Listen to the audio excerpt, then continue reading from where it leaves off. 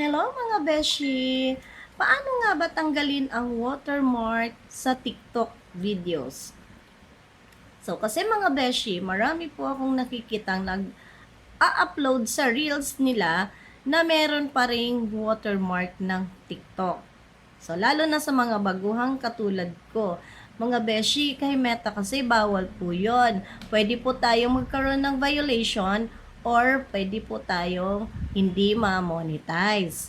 So, mga beshi, ipapakita ko po sa inyo kung paano tanggalin. Panoorin nyo ito. Ayan. So, una, puntahan mo yung TikTok icon mo. Click mo. And then, punta ka sa profile mo.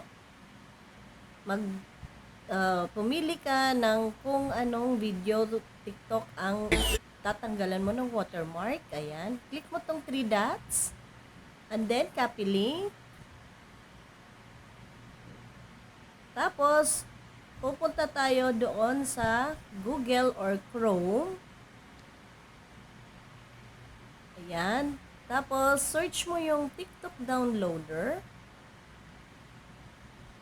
And then, ito, hanapin natin yung download TikTok video without watermark for free. And then, dito sa enter TikTok video link here, i-paste mo yung link mo.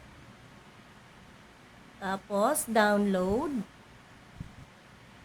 Ayan, nakita nyo na yung video TikTok nyo. Then, ito sa download MP4 click mo. So, download ulit.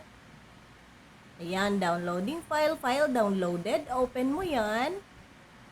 So, automatic, ang video mo is nandun na siya sa gallery mo. So, pwede mo na siyang i-upload sa FB Reels mo nang wala na siyang watermark. So, ayan, mga beshi, sana may natutunan kayo para sa susunod na mag-upload kayo ng videos from TikTok ay wala na po siyang watermark.